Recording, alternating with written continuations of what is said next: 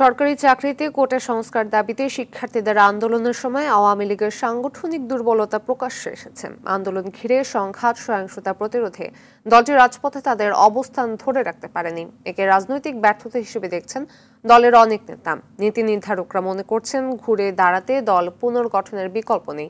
অন্যথায় পুরনো মুখ ও নীতি নিয়ে মানুষের মন জয় করা যাবে না।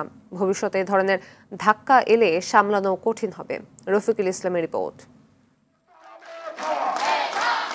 কোটা সংস্কার নিয়ে চলা আন্দোলন হঠাৎই রূপ নেয় চরম সহিংস আন্দোলনে। মুহূর্তেই তা ছড়িয়ে পড়ে সারা দেশে। চলে ভাঙচুর, অগ্নিসংযোগ ও হতাহতের ঘটনা।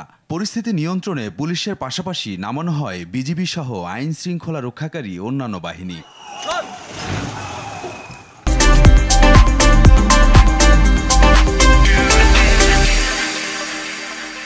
শুরু থেকেই ক্ষমতাসীন আওয়ামী লীগ আন্দোলনকারীদের মোকাবেলার ঘোষণা দিলেও খুব একটা মাঠে দেখা যায়নি নেতাকর্মীদের।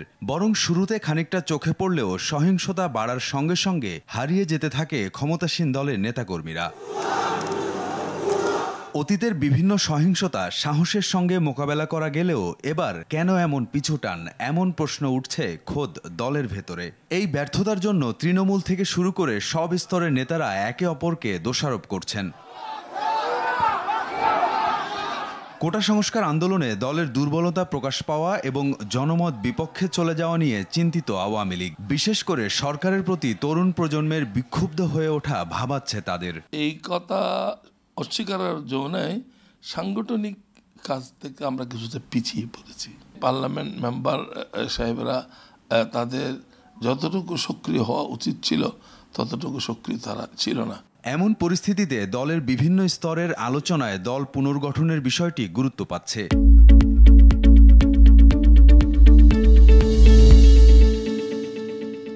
একটা কোটা আন্দোলন যেটার প্রতি সরকার সহানুভূতিশীল, সরকারও একই নীতিগতভাবে এটা মেনে নিয়েছে, সরকারও সেটা চাচ্ছে।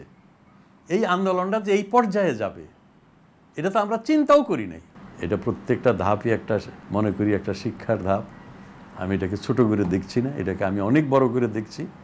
এবছরে আমাদের ভুলভ্রান্তি যেগুলো হয়েছে সেগুলোকে আমরা নিয়ে বিচার বিশ্লেষণ করে তার আলোকে দলকে আমরা বাংলাদেশের অবশ্যই একটি সুসংগঠিত, সুশৃঙ্খল এবং শক্তিশালী দল হিসাবে প্রতিষ্ঠিত করতে চাই।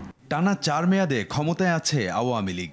এ সময়ের মধ্যেই 2013 সালের 5 মে মতিঝিলে হেফাজতের তাণ্ডব, 2013 থেকে 14তে সারা দেশে চালানো অগ্নিসন্ত্রাস, এমনকি সবশেষ দ্বাদশ জাতীয় নির্বাচনের আগে বিএনপির বড় বড় জমায়েতকে রাজনৈতিকভাবে মোকাবেলা করে টিকে আছে দেশের প্রাচীনতম এই দলটি।